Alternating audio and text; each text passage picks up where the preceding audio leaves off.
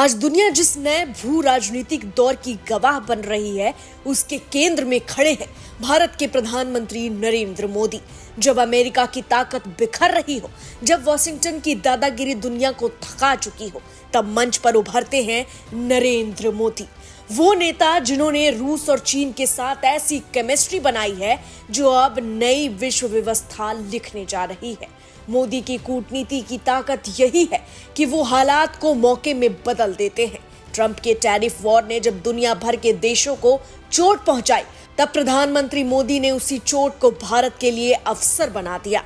रूस पहले से ही भारत का दोस्त था, लेकिन चीन के साथ संवाद खोलना और रिश्तों को कड़वाहट से बाहर निकालना, यही प्रधानमंत्री नरेंद्र मोदी की सोच की सबसे बड़ी जीत है।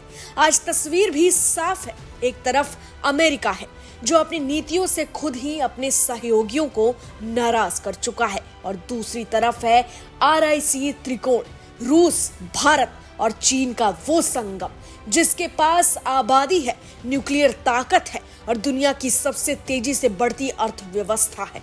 ट्रंप ने सोचा था कि भारी टैरिफ लगाकर भारत और चीन को झुका लेंगे, लेकिन हुआ इसका उल्टा। रूस, चीन और भारत अब पहले से ज्यादा करीब आ गए हैं, और यही नजारा SCO समिट 2025 में दिखा, जब मंच पर मोदी, पुतिन और शी जिनपिंग एक साथ नजर आए। ये महज डिप्लोमेटिक फोटो नहीं थी, बल्कि संदेश था कि अब एशिया ही दुनिया का नया पावर सेंटर बनने जा रहा है। अमेरिकी थिंक टैंक खुद हैरान है। वो कह रहे हैं कि जिस भारत को उन्होंने दशकों की मेहनत से रूस के ब्लॉक से अलग किया, जिसे चीन के खिलाफ तैयार करने की पूरी कोशिश की, आज वही भारत अमेरिका की नीतियों के कारण रूस और चीन के साथ मजबूती से खड़ा है। और इसकी वजह है प्रधानमंत्री नरेंद्र मोदी की कूटनीति, जहां राष्ट्रीय हित सबसे ऊपर है और दुनिया की राजनीति सिर्फ साधन। RIC की ताकत को समझना आसान नहीं है, क्योंकि दुनिया की आधी से ज्यादा आबादी इन 3 देशों में रहती है।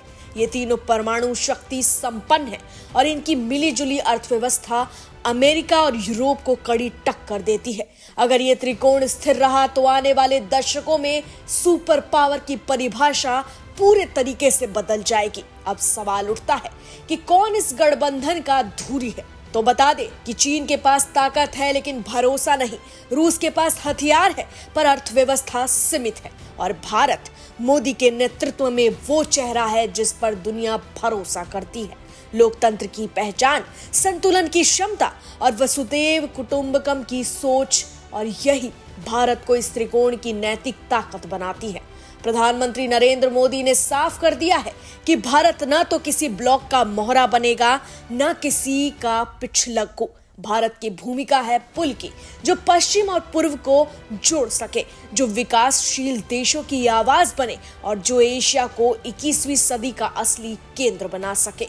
तो तस्वीर अब बिल्कुल साफ है।